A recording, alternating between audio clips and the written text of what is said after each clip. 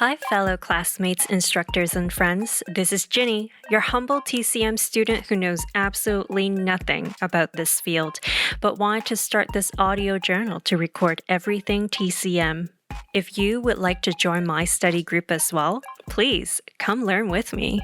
And let's get healthier by healing our bodies from the inside out holistically together. Hey Kuko fam, thank you so much for tuning back with me for another study session. I'm so happy to have Rachel back with us. Today is going to be our first Zhang Fu organ introduction, and she's going to unravel all the questions about our heart and the small intestine. You might be wondering, okay, why the heart is connected to the small intestine, and I've always questioned that as well, but that is why we have Rachel here to uncover this connection for us. So without giving too much away, let's just jump right into it. So as I mentioned, we're definitely going to talk about the heart and the small intestine. The heart is the Zhang organ, and it has been said that the heart is the monarch of all organs. Can you explain to us what the heart is in charge of, what it controls, and what it affects in the TCM perspective? As the heart, it has a pair organ and it's paired with a small intestine. On a psychological level, when they're paired together, they help with clear judgments and decisions. Ah, that's very interesting. Okay. So, in terms of the small intestine, does it have its own particular duties that it fulfills? Like, what is the small intestine in charge of in the body? So, small intestine, a lot of us use it for controlling and receiving fluids. So the small intestine, I guess in the Western term, it does receive the food from the stomach, right? So it separates it from like the good stuff and the bad stuff. Right. So the bad stuff kind of moves on to the large intestine, which technically becomes shit. Yeah, or like we also move it to the urinary bladder, which is also another organ in the body. Right. Okay. So in every organ, not just the physical, it also has like a spiritual and aspect to the organ as well. Oh, what do you mean by spiritual aspect? So a lot of times when we ask patients, we're like, so are you dreaming a lot? Or are you sleeping well? Sometimes it's not just because some of your organs are just not in balance. And your small intestine and your heart together both influence your dreams. Oh, so if you have really wacky dreams, does that mean that you might potentially have issues or imbalances in your heart and small intestine? Yeah, I would say imbalance. I wouldn't say issues. Yeah. Okay, imbalance. Okay. Yeah, I guess just nightmares or bad dreams. Okay. Oh, that's so cool. I would say even good dreams. Like some people dream in excessive amounts, like they dream every day, and they never feel rested. And we also get the tongue. The tongue also tells a different story altogether. Oh wow, wow, that's so cool. So anything gotta do with dreams. If it's you dream a lot, if you have really disturbed sleep, if you have bad dreams or nightmares, then that is the equivalency of imbalance in your heart or small intestine. Like you would never think that. That is so cool. Like, what does the small intestine got to do with your dreams? Like, that's crazy. Okay. So I know that these two Zhang Fu organs are actually linked to a specific season and an element. The season that it's connected to is summertime, and the element that is connected to is fire. Why is this important to know? Like, what should we look out for when it's summertime? Is there something we should consume to help nourish during that time? So usually in the summertime, we should look out for excessive heat. I'm sure all of us know when it gets too hot, we shouldn't be out for long periods of time because the sun is full yang, like the hottest it is for us. especially in North America. We don't, it's a little bit different if you're like in Asia where it's hot all the time. Like summer is actually split into multiple seasons too. So like summertime is considered like a very young season, and summertime is also associated with like growth, expansion, activity, and like a lot of brightness. And I think we can definitely see the brightness in North America because like our sunlight is just So so would you long. balance that with some yin? Like, I don't know how, but you don't want to be too young, right? Yeah, definitely. Like your body also sort of knows, like, or you're like feeling extra thirsty and you don't want to be out in the sun for too long. Drinking lots of water and like consuming foods on the cooling nature side is how like our body likes to kind of stay balanced. But not ice water though. No, no, not ice water. Or ice cream. We don't usually recommend any of those, but like balance. I don't ever stop people from eating or drinking whatever they like. But if you do have things like that, I would recommend you go eat something on the warmer nature. Right? We're all humans. Yeah, we gotta enjoy life. Yes, yes. Once in a while it's okay, but not all the time. Sorry, I did Right. interrupt you. Yeah. Please continue. Oh, no, all good. So usually a lot of times we have to avoid excessive heat. So make sure you don't go out when it's during the hottest time of the day, and avoiding like really heavy foods such as red meat, a lot of eggs, or excessive amounts of nuts, grains, or seeds. Those things can be really heavy and almost too hot in nature to eat a lot of. Interesting. It's funny because people loves barbecue in the summer. Yeah, we do. But you know what? I think like I said, a little bit of everything is okay, but don't eat till like you're so full, and don't have a barbecue every week. Like I think that's okay, and you gotta, like I said, always you gotta everything in moderation. Yeah, for sure. You did mention cooling foods. What are some cooling foods that we can find? Yeah, so some of the cooling foods in nature would be like salads, cucumbers, mints, watermelons, mung beans, and like cooling teas to drink as well. So like green teas, those are really cooling in nature. Huh. Interesting. You mentioned salad, but salad is raw, which is supposed to be cold.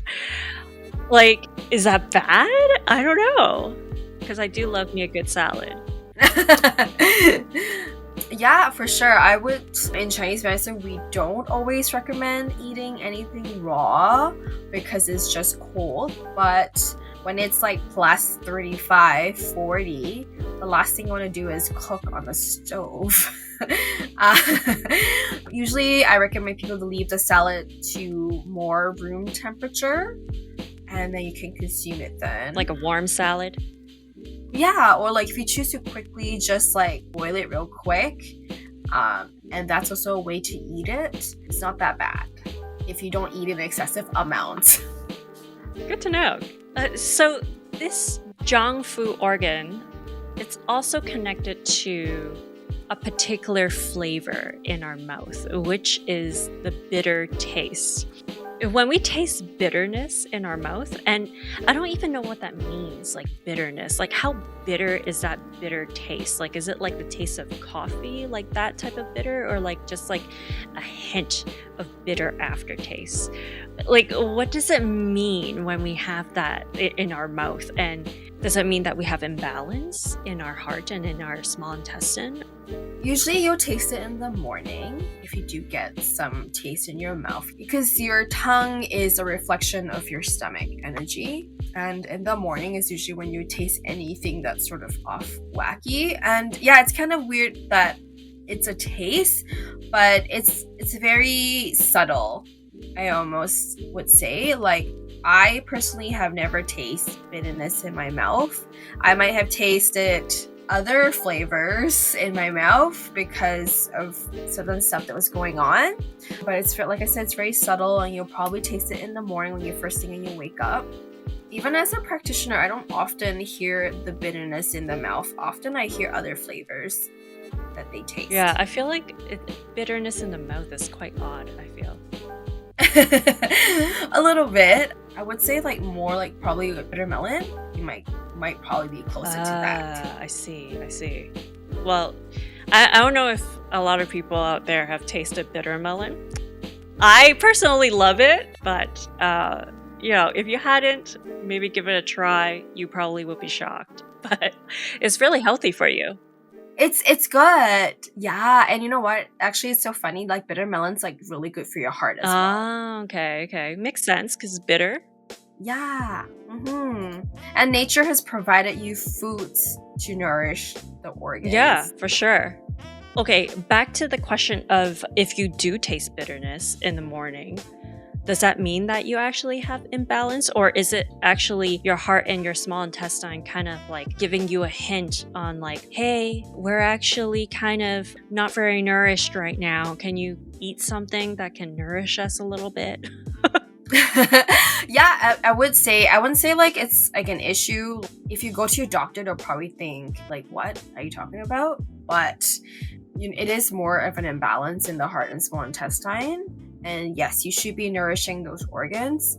But I would also like be mindful of your heart and small intestine and see if you are also suffering from any kind of anxiety or heart palpitations. Those are something you should also be a bit more aware of. And if things are like worsening, maybe do see your doctor. Absolutely.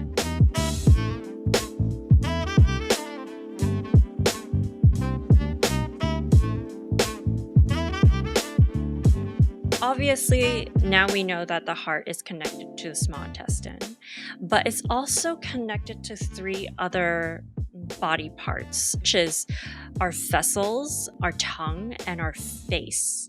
Like, I just don't know why it's connected to those three in particular. The heart governs the blood in the body. So it controls like the circulation of blood, and it also houses like our mind, which is like mental capacity for emotional memory, thinking, and sleep. So those are something as well. And because it controls the blood vessels, it also kind of shows in our complexion. So that's why it shows in our face. And like depending on how your complexion looks like, it gives the practitioner an idea of what you might be lacking or what you might have an overabundance of. Ah, okay. Oh, that makes sense. And obviously, it's connected to our tongue because the blood flow and stuff. Yes. So I'm sure once you start talking to like other practitioners, every organ actually is really part of our body. So the heart is just related to our tongue because it's an offshoot of our heart. It influences our speech and talking. So if you're someone who might stutter or too much talking, that could also indicate like maybe our heart is kind of not as balanced as we like. If you have imbalances in those particular areas, I was just wondering, what if you are yin deficient? Like, what are the symptoms that would show up if you have a yin deficiency in these two Jiangfu organs? So some inefficient symptoms, what you would see like low intermittent heat during at night, like your palms and so might get really hot, and then you experience some night sweats. And usually a yin deficient like that, it's like anything like one or the other, it's almost like you have overdone your body a little bit. Oh, what do you mean by overdone your body? I would say like our body's always trying to balance itself, and I would say like it's almost like you've overworked your body. So obviously if you are yin deficient, it means that you're like yang is like really high. So in order to balance that, is there, some food recommendations that you could provide to our listeners that we could potentially purchase from like a grocery store to help rebalance ourselves a little bit? Yeah, so some of the stuff that we recommend would be like rice, quinoa, some mung beans, tofu, watermelon, bananas, but not too much of all of it. Everything has to be like a nice moderate. Yes, everything in moderation. Yeah. Okay. So what if it's the other way around now? What if you're yang deficient? So meaning your yang is really low and you're like really yin. Like what are some of the symptoms there? You could feel really cold easily. You feel like really lethargic and tired all the time. Because yang deficient means you have like lack of yang, so your body can't warm itself up as efficiently. Wait, so should you stand in the sun? You can. Definitely. I would. Why not? Why not? Okay. Get some vitamin D. Yeah, exactly. Okay. Are there food that can help with that? Would it be like ginger because it's like more hot in nature? It warms up the body? Yeah, ginger is definitely one of the herbs that we recommend. Or like ginger tea would be great too. Cinnamon? Yes, for sure. And even eating more stuff that's like heavier, like red meats. Oh. A little bit. Because they're very warming in nature. Okay. So what if you're vegan? That's okay. That's why we have herbs. Actually, to be fair, we run into that quite a bit. And we often give them herbs and tell them to take vitamin B. They also have to eat enough and make sure their food is cooked. Like vegans tend to like end up eating a lot of salads, which are very cold in nature. So I would like tell them to eat a lot more broths, a lot more soups, and cook their food. So it's a bit more warmer in nature to kind of help battle that yang deficiency they have. Okay. So for vegans, it's a warm cooked food all the time and vitamin B12. Yes, that's something to think about. So like even like warming grains and seeds would be really nice as well. Oh, that's wonderful.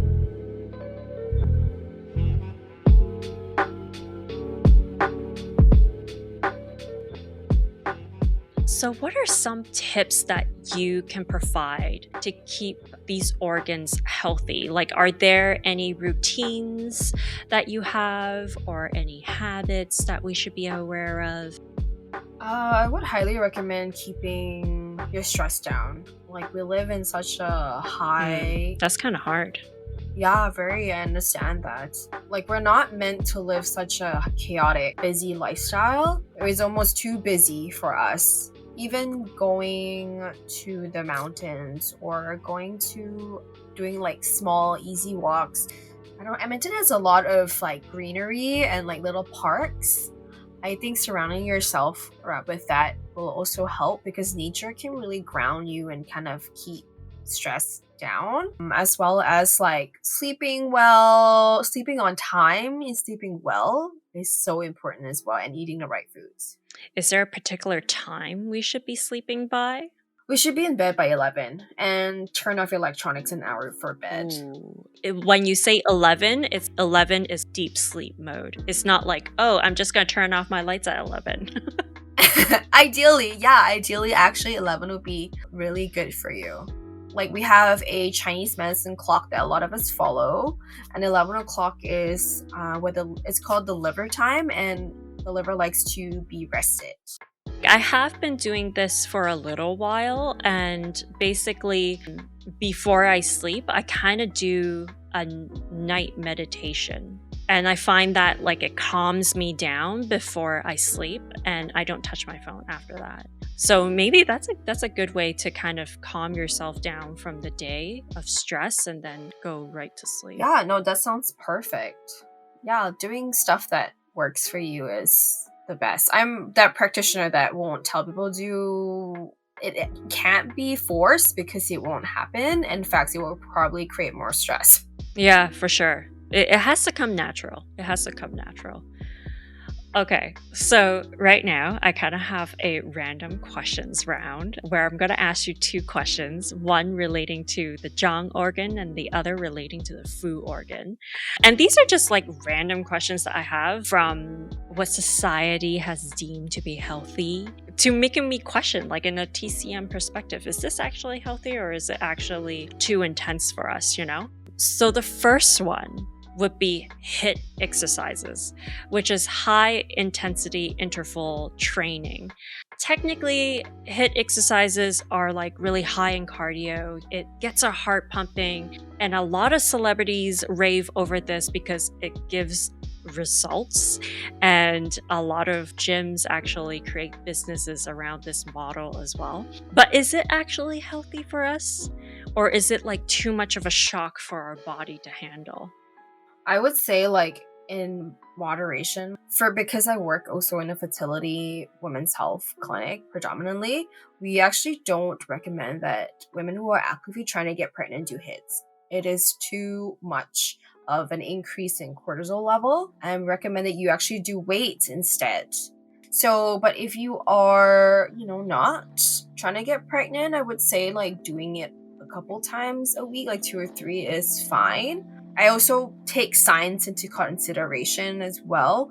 You do have to work out anywhere from 3 to 5 times a week. And if you need to take a break from it, then I think you should also do that, but not in excessive amounts. And I think that's the problem is a lot of us do everything in excessive amounts when it should never be that way. So if it's too high in cardio, we shouldn't do it all the time because it's too excessive. Okay. In terms of the Fu organ, which is the small intestine, I know that kimchi is supposed to be really good for us, and it has become actually very popular. You know, obviously, K-dramas, everyone loves kimchi. I love Korean food, but it's technically cold in nature, and it's also considered as damp because it's spicy as well. So what is your perspective on kimchi? I think it's okay because we're not supposed to eat a lot of it. So just like a little bit daily is okay? Yeah, I would say so because if you look at the side dishes that if you go to Korean restaurants, they only give you a little bit. We don't eat a bowl of it. Yeah, everything in moderation, everyone. I think I mean, you shouldn't be eating a bowl of kimchi to begin with. Like, yeah, I know it's cold, but the spiciness actually counteracts the cold. It actually brings up a bit of the heat. Yeah. Interesting. So kimchi actually balances itself. Yes, it does. And if you look at how they're actually made, they're not that bad in nature. I watched a couple of kimchi videos and how they're made. They're all like there's spices, but there's like rice water and there's like buckwheat in it. It's all very, very healthy and good for you and very balanced. Except the cold part, which is because it's in the fridge and marinated. Right. Leave it in room temperature. Yeah, if you're like cold person to begin with and you prefer the warmth, then just leave it at room temperature. Oh, okay. That's great. I actually honestly learned so much today in regards to learning the fact that the heart and the small intestine kind of governs our dreams and our mental state. Like, that's so cool to know. Like, if I have effed up dreams, like, yo, I know those two organs are imbalanced, so I should, have some rice or whatever. My acupuncturist said I should have rice, so I'll have rice. Yeah, I don't know, like rice comes up very often. Like when I talk to other practitioners, it's actually quite healthy, even though like a lot of people have said white rice is not healthy for you. I don't know, is it or is it not? I feel like I grew up on white rice, so I freaking love it. I'm a fan. I know there's other types of rice, purple rice, brown rice and all that stuff, but rice in general is supposed to be really good for you because it helps with your chi as well. So yeah, it's very balanced. Like I think it's definitely gotten a bad rep, but I'm like, whatever, I eat rice. like make rice into congee when you're feeling awful and sick. Make rice into anything. And like rice is in every culture, like everyone, like Egyptian, Lebanese, like even like anywhere in the Middle East, they eat rice as well. It's incredible. But I was like, whatever, I'm eating rice. I love rice. Okay. Well, I want to thank you so much for teaching me all of this stuff and sharing your knowledge to all of the listeners out there.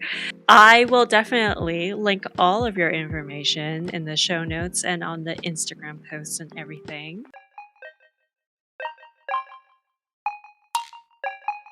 If you like this episode, please give it a like. If you would like to hear future episodes, please subscribe.